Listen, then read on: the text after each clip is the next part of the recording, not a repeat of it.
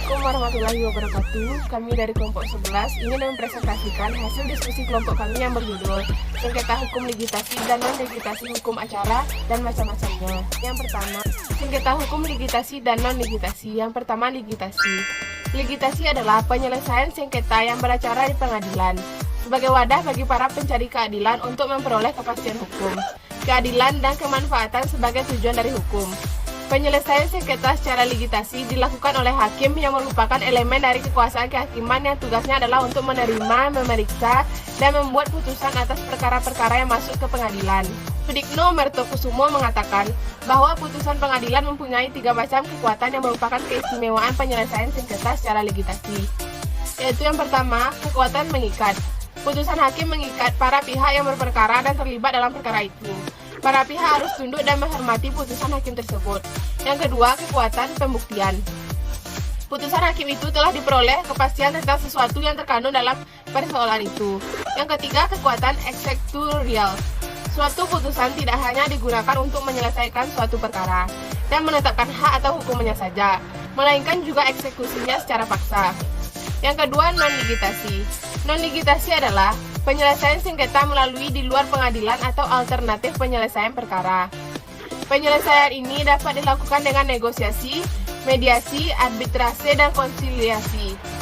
Penyelesaian sengketa dengan cara ini pada dasarnya dapat diterima oleh para pihak yang bersengketa, karena prosesnya didasarkan pada pengaturan sendiri dan masih kental dengan adat kebiasaan setempat. Semua hal yang telah disepakati merupakan keputusan bersama para pihak yang bersengketa. Berikut beberapa penyelesaian sengketa hukum non-ligitasi. Yang pertama, negosiasi. Negosiasi merupakan proses tawar-menawar untuk mencapai kesepakatan dengan pihak lain melalui proses interaksi. Komunikasi yang dinamis dengan tujuan untuk mendapatkan penyelesaian atau jalan keluar dari permasalahan yang sedang dihadapi oleh para pihak-pihak yang bersengketa. Yang kedua, mediasi.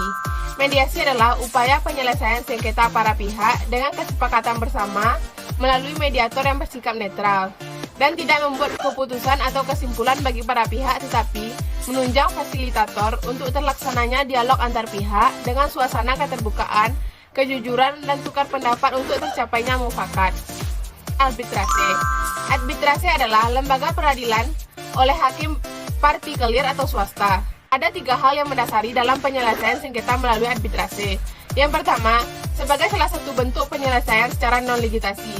Yang kedua, perjanjian arbitrase harus dibuat dalam bentuk tertulis. Yang ketiga, perjanjian arbitrase merupakan perjanjian untuk menyelesaikan sengketa yang dilaksanakan di luar pengadilan umum. Dengan mengacu pada ketentuan yang terdapat dalam uncitral, arbitrase dan rules, maka dapat dikemukakan beberapa jenis arbitrase. Yang pertama, arbitrase ad hoc, arbitrase institusional. Konsiliasi. Konsiliasi merupakan lanjutan dari mediasi.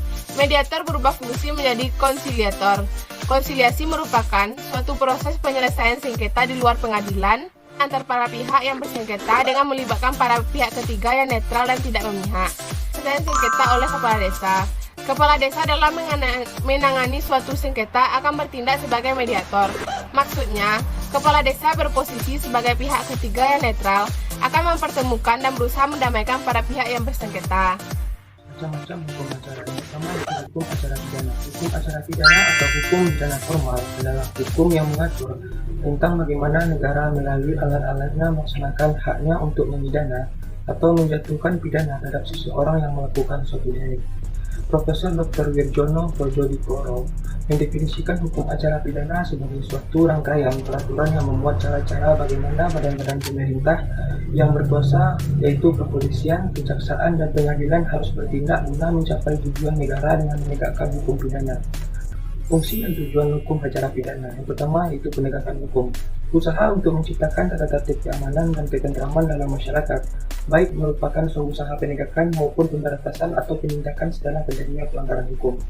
Yang kedua itu tujuannya yaitu mencari dan mendapatkan kebenaran material, yaitu kebenaran yang selengkap-lengkapnya dari suatu perkara pidana dengan menerapkan ketentuan hukum acara pidana secara jujur dan tepat, dengan tujuan mencari siapa pelakunya yang dapat didakwakan melakukan suatu pelanggaran hukum. Dan selanjutnya meminta pemeriksaan dan putusan dari pengadilan guna menentukan apakah terbukti suatu tindak pidana telah dilakukan, apakah orang didakwa itu dapat dipersalahkan. Yang ketiga itu melaksanakan putusan pengadilan. Dan yang terakhir yaitu tujuannya yaitu melindungi hak asasi manusia.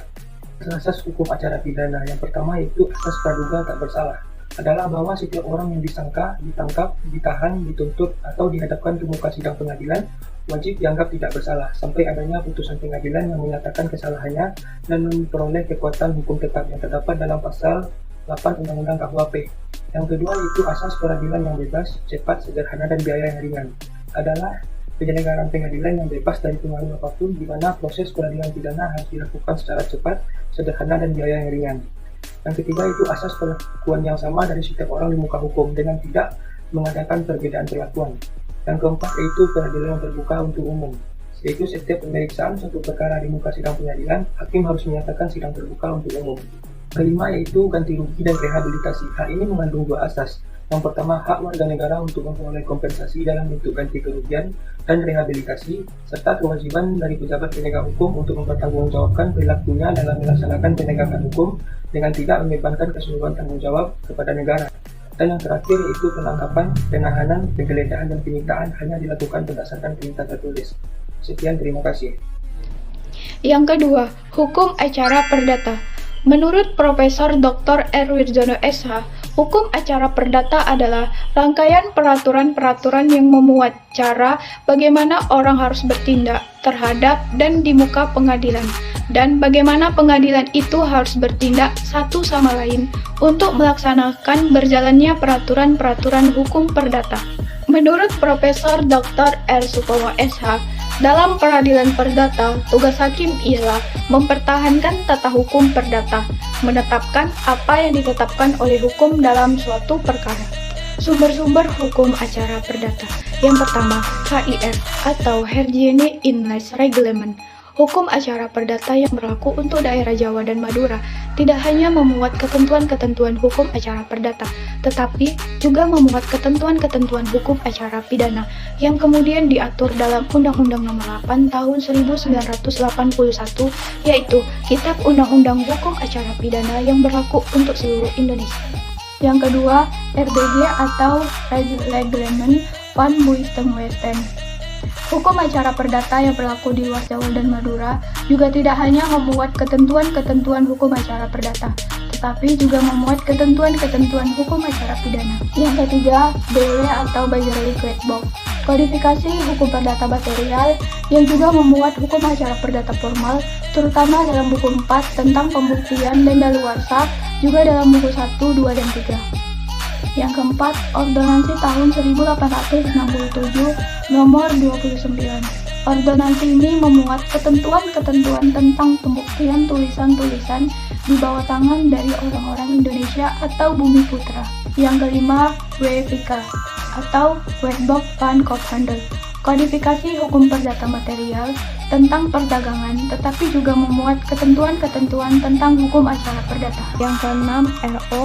Yang ketujuh, RV, ketentuan hukum acara perdata yang berlaku pada FPG atau Raad van Justitie dan Hooggerechtshof, yaitu peradilan bagi golongan Eropa pada zaman Hindia Belanda. Menurut pasal 3 ayat 2, KIF, peraturan tuntutan hukum perdata di hadapan pengadilan Eropa dipergunakan di pengadilan negeri yang lain jika sangat diperlukan. Yang ke-8, Undang-Undang Nomor 20 Tahun 1947 tentang peradilan ulangan, hukum acara perdata yang mengatur banding untuk daerah Jawa dan Madura. Sumber-sumber hukum acara perdata yang selanjutnya. Yang pertama, Undang-Undang Nomor 14 Tahun 1985, Undang-Undang Nomor 5 Tahun 2004. Yang kedua, Undang-Undang Nomor 3 Tahun 2009 tentang Mahkamah Agung. Yang ketiga, Undang-Undang Nomor 2 Tahun 1986. Yang keempat, Undang-Undang Nomor 8 Tahun 2004. Yang kelima, Undang-Undang Nomor 49 Tahun 2009 tentang Peradilan Umum. Yang keenam, Undang-Undang Nomor 48 Tahun 2009 tentang Kekuasaan Kehakiman. Yang selanjutnya, asas-asas hukum acara perdata. Yang pertama, hakim bersifat pasif. Asas ini meliputi beberapa hal, yaitu yang pertama, hakim bersifat menunggu.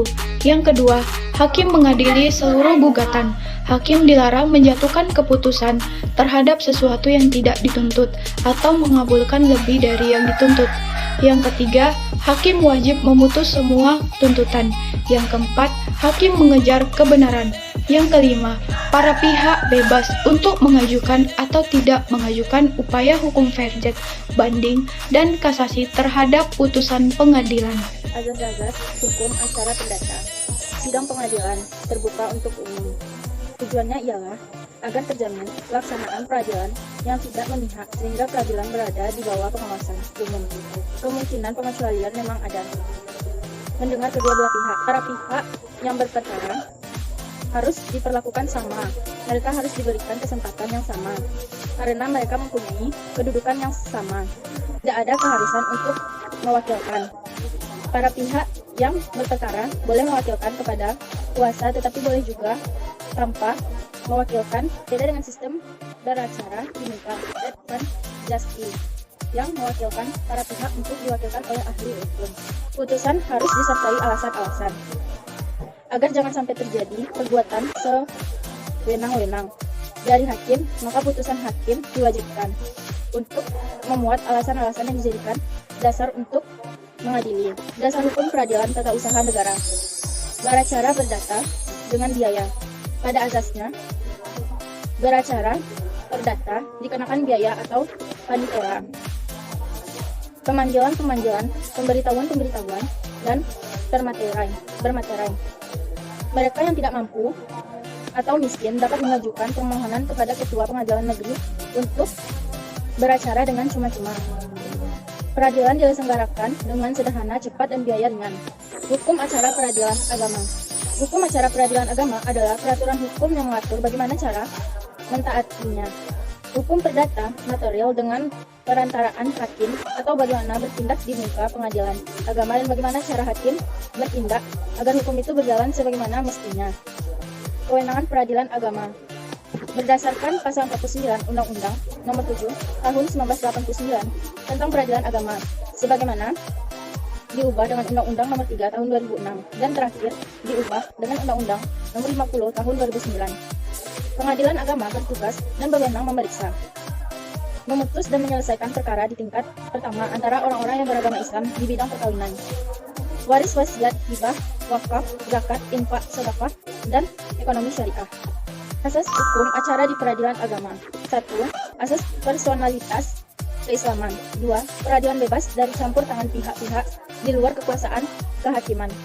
Hakim bersifat menunggu. Hakim bersifat pasif. Sifatnya terbuka, persidangan. Mendengar kedua belah pihak. Putusan harus disertai alasan-alasan. Beracara dikenakan biaya, tidak harus mewakili, dan asas sederhana, cepat, dan biaya ringan. Hukum acara tata usaha negara. Hukum acara peradilan tata usaha negara adalah rangkaian peraturan yang membuat cara pelaksanaannya berjalan. Peraturan hukum tata usaha negara atau hukum administrasi negara, dengan kata lain, hukum yang mengatur tentang cara-cara bersengketa di peradilan tata usaha negara serta mengatur hak dan kewajiban pihak-pihak yang terkait dalam proses penyelesaian sengketa tersebut. Hukum acara tata usaha negara. Dasar hukum peradilan tata usaha negara.